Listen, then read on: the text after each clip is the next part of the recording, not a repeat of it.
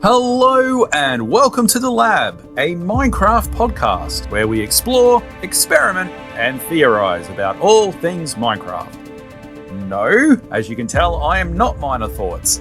This is Troj. But with me today is the green-approved redstone genius himself, Juras6x. Welcome, Jay. Hello! I thought you were going to call me green, not green approved. Well, hey, if I could have got Green to co-host this, no offense, I probably would have went that way. But no, I had to settle for the green-approved redstone genius because that is what you technically are. Green approved. I'm not sure about the rest of the things, but I'll take it. Now, for our regular listeners, Minor does send his apologies. He's unable to make it to today's episode. He's had an issue with his family. And Minor, if you're listening, and Minor's family, our thoughts and prayers are with you at this time. Take all the time you need. We'll attempt to struggle through without you. But yeah, just keep in mind from us and the listeners, our thoughts are with you at this time. But with that, Juras6x, would you like to explain to perhaps some of those listeners that don't necessarily stay up to date with all the Interrealms videos, why am I calling you green approved? Well, I was very fortunate to decide to make a mushroom stem farm, which then Green used on Hermitcraft. I think it was episode 10, if I remember correctly, of season 10. Yes, so now I have become the green approved Interrealms member because of that. So it was very, very surprising and very much appreciated that I got name checked for that. So yeah, it was pretty cool. It is a pretty ingenious design, considering that, you know, mushroom stem and that is such a great block, but also one that's just such a pain in the butt to actually try and get a hold of. And what you came up with was actually, dare we say it, redstone genius. Yes, but I think there's improvements to be made on it, which I have had a couple of contacts with people, it's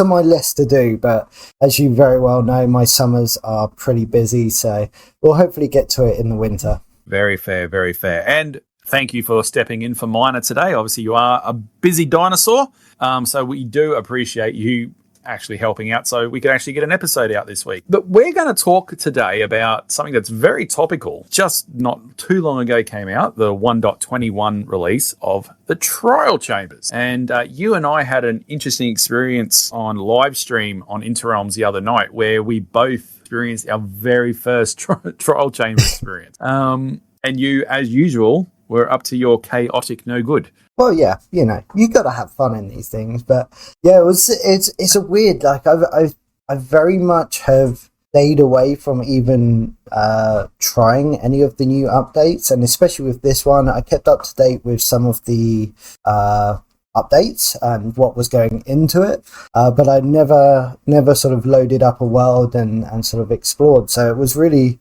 a trial by fire.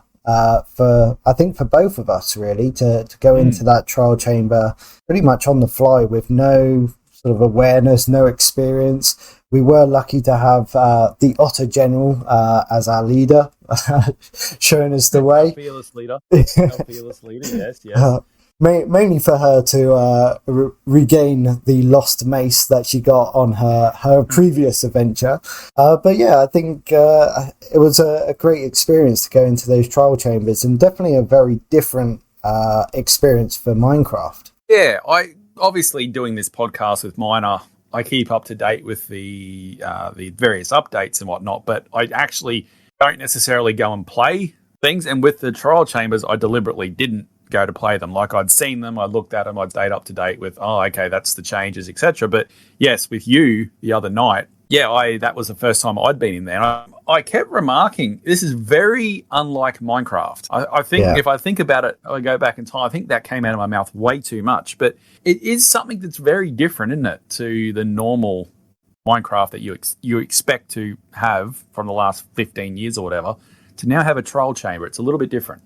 Yeah, I mean, it kind of feels like I've not played World of Warcraft, but it feels like one of those dungeons, from my understanding, where you sort of go in as a group and sort of go through that adventure together, rather than the sort of normal storyline. And I think that's the thing, that having had some time to think about it, I don't know how this fits into the storyline. I know it's like we make our own storyline, but it's almost like out of nowhere. I don't understand that side of my Mojang's thinking, that where these come from, who's put them there, what are they there for. The Deep Dark I can understand, and the other things they've added of late, but this feels very, very different, like you say.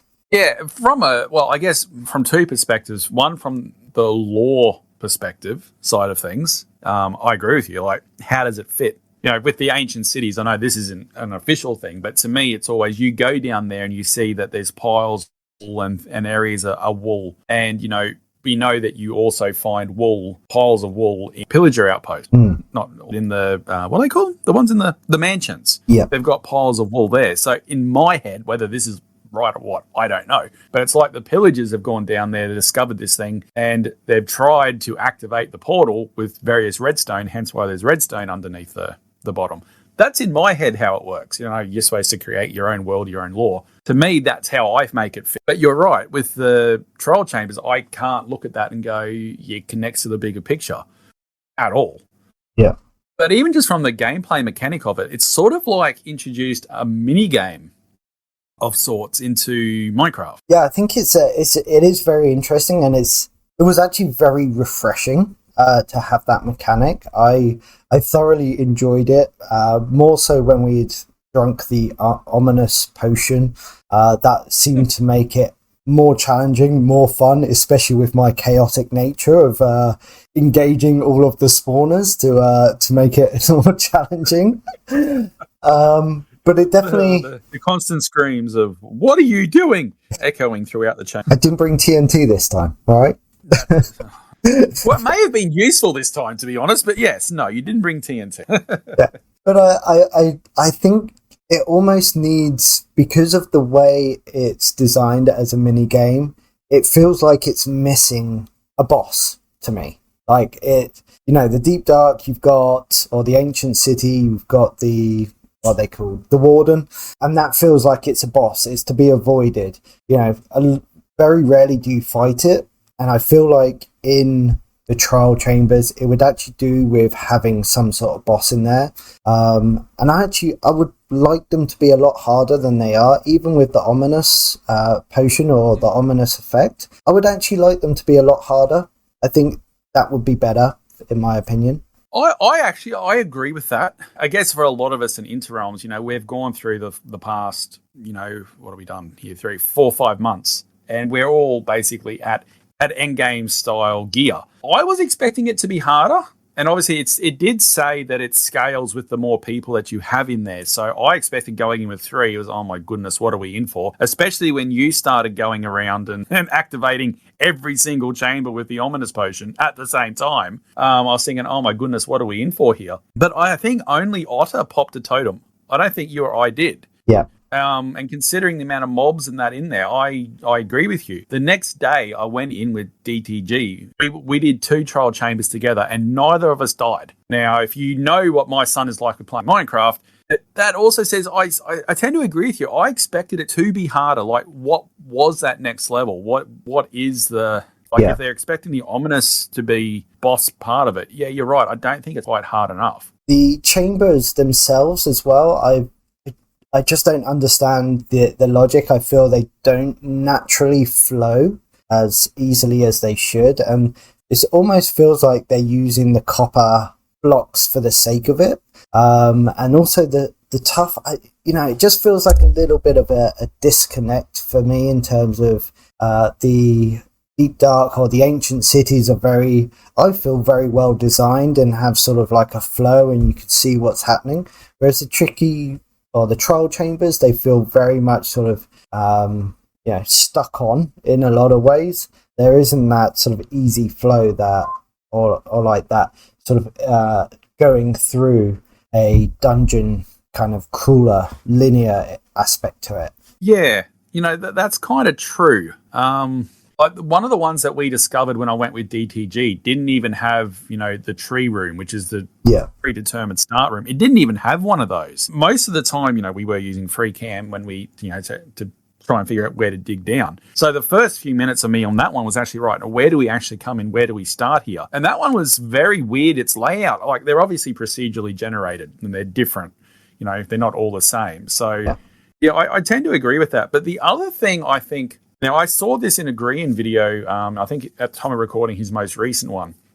He had very similar thoughts that I had that you've just said as well, is about the amount of copper that's used. And he made the comment in that video that really by introducing trial chambers, and let's face it, they're not exactly rare, they've actually decreased the value of copper because, and he said in his words, he'll never have to mine raw copper again because here it is already weathered, and he mined, so much of that trial chamber out and he had such a good supply. Yeah, maybe the design has used copper way too much. It does feel, if I'm honest, laziness for it rather than sort of designing nice. Yeah, even I feel like the archaeology from the previous update, you go down and you can kind of see like this was like a little underground village, whereas this just feels, they're using the copper for the sake of it. And as you said just then, like we looked on chunk base because we had limited time and we didn't want to sort of spend the whole time trying to find it, because I thought they were going to be like those the ruins, is that what they're called from the previous update? And you're looking on the chunk base and wow, like they are everywhere. You're gonna early game when you start a 1.21 world, the chances of you hitting one, like just digging down to try and mine, your basic gear, are going to be pretty high. So I think that needs to be looked at, because that really, like you say, it really reduces the sort of copper value, or at least sort of mining copper, because you find one of those, you're going to have a 27 stacks plus of copper, I would imagine. Like I haven't seen the Grian video, but it's everywhere. It is everywhere. And as he said, it's aged as well. So you're not even like you're putting it out to age. You're getting a wide variety of a different state. Yeah, they've sort of nerfed one of their features of copper by bringing in this. With that said, I think it does add a nice thing to do. Like I think it's something that you could say, on a Friday night, you're chilling out on the server. Hey, you want to let's go and run a vault or two just for the fun. And at the start of this world of Interrealms, World 4, because we started in the previous in 1.20, we put in Young's Better Dungeons mod. Something extra to do, so to speak. There's always something to do on a server, but I mean something extra to do. And what I found with that was initially, now that we've updated to 1.21, we've actually done away with Young's Better Dungeons. Mostly because it's not updated yet. I felt personally we didn't need it anymore, because once you seem to get to a certain level, the loot in them doesn't really, you don't need anything, and they sort of become too easy once you've got decent armor and decent weapons. It's just another thing. It's not a challenge. And it's interesting if we sort of circle back a little bit on what you said before, trial chambers aren't really that dangerous. They're not that hard really. So it makes me wonder, have we got ourselves, beside the fact you've got this thing of going, hey, let's go and play this mini game, let's go run a trial chamber. Have we got another part of an update on our hands that once you've got what you need out of it, you don't actually go and use it? Because it seems to me that archaeology, I haven't done archaeology since we updated Interrealms to that update. That Interrealms launched, I went straight out. I went and got my 2 sniffer eggs, and I haven't touched archaeology. I have no need to. It doesn't interest me. And I know, once people seem to go and they get their music discs and get their shards and whatever, they don't go and do it. It's not something, let's go do some archaeology. And it's the same for me for the ancient cities. Once you get Swift Sneak, you don't need to go back in there. Yeah. Yes, you have people that like doing them for the sake of doing them, but I think they're in the minority over the people that go, we'll go down, get our Swift Sneak, or get our catalyst or whatever they're called for farms or whatever. Yeah. And you only really go back down there if you need a big amount of skulk. I think it's a good idea, and I think what they've gone to achieve, despite it, as you say, missing the boss, I think it's good. But I think the long-term playability of it, they still haven't nailed that. And maybe that's something that can't be nailed. I don't know. I think to me the trial chambers are slightly different to the deep or the ancient cities and that. I do feel like on a stream, I just want to do something a little bit fun, a little bit hairy. Potentially go and find one of those and have a bit of fun just to feel like a half an hour part of a stream. I mean, you've got the ominous bottles ominous bottles as loot. Surely, or in my eyes, I would have them, an ominous 1, ominous 2, 3, 4, 5. As they go up, that becomes difficult, but it seems like it's more the length of time that you've got to use them rather than sort of making it difficult. That would be another thing that I would say change. Make it, you drink an ominous 5, you were lucky to get out of there kind of thing. So I think that's one way that they could change it. But otherwise, like, the loot, like you say, it's pretty, there's a lot of junk, which we've seen in, I guess it will be 121.2. They're going to have the barrel with the hopper as like an obvious thing where you can drop off stuff that or items that you just don't want. But really there's, the wind charges are obviously a nice thing. Ominous bottles are going to be a bonus. The banner patterns, there's a bit of armor and that sort of thing, but there is a lot of junk in there. I think that hopefully they'll revisit it and take the feedback from the community. And maybe make some changes going into 1.22 or even in 1.22. They do seem to be doing little tweaks here and there across the game. Once, they kind of get a consensus from the community that aligns, I guess, with their kind of plans for the future. And there is a lot of junk. Like when I went in with DTG, like we were on a run of basically just getting potatoes and that is literally all we were doing. We weren't getting keys, we weren't getting bottles. It was like, what on earth is going on here? Yeah. And then all of a sudden you got on a run of 3 or 4 keys and then it just dried up again. So I can see if someone went in for the very first time and all you were getting was potatoes and chicken, you get very discouraged with it very quickly, I think. Yeah. I think knowing that there are other things probably helps drive that sort of desire to keep going, like the heavy core and the wind charges being used in mini games. So there is a benefit of having some of that loot, but there's a lot of stuff that isn't going to be beneficial even early game. I think that would be it's kind of a mid game onwards, but it's still too easy at that stage. Yeah, it's going to, with the mace, like, is it going to be a case of another trident? Just is one of these things that you get for bragging rights and then chest and that's it, forever and a day. Don't know. I guess time will tell.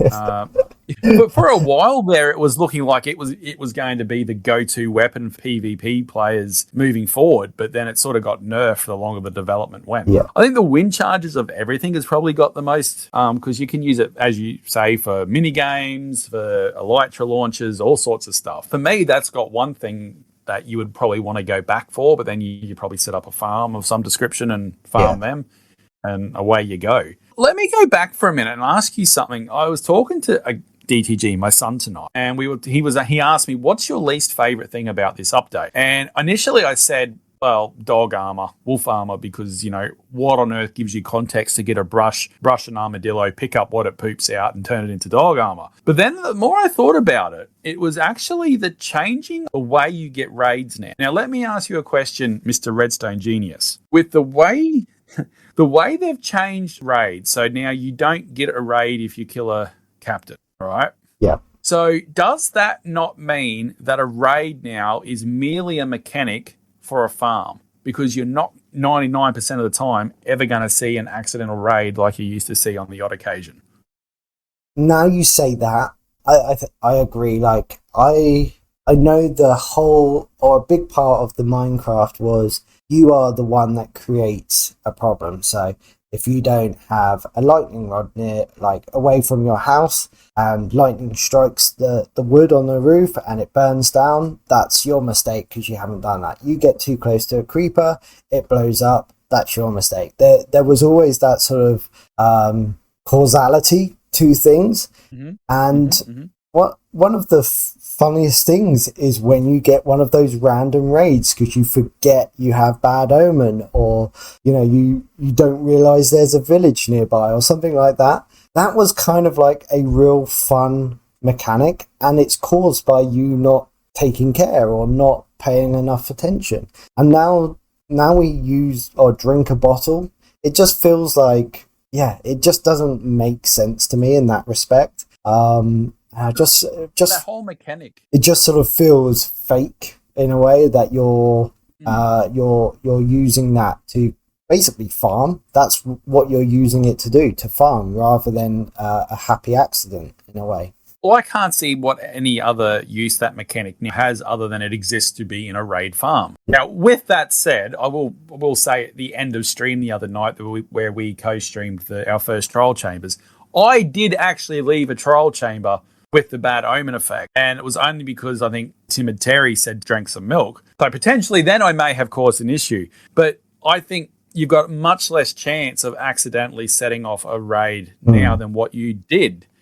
And I think a few of our episodes ago, we asked, is this secretly the nerf update? And in that podcast, in that episode, I actually said it's sort of removing effect of a mistake that you've made. I'm still not entirely on board with that change, simply because it has reduced the raid. Let's call it something else now. Now, it's not a raid on an unsuspecting or an accidental raid on a population center. It's a farm mechanic. Let's call it something different. Yeah, and I think, well, they've definitely nerfed the raid anyway. You don't get so much out of it, and they have bumped up the redstone on witches, which is obviously for redstoners a really good thing, because it was so slow, and now to have easy access to redstone is a positive. But yeah, it just feels like it's paying Peter, stealing from Paul to pay Peter, or whatever it is, Like, if you look at the update as a whole,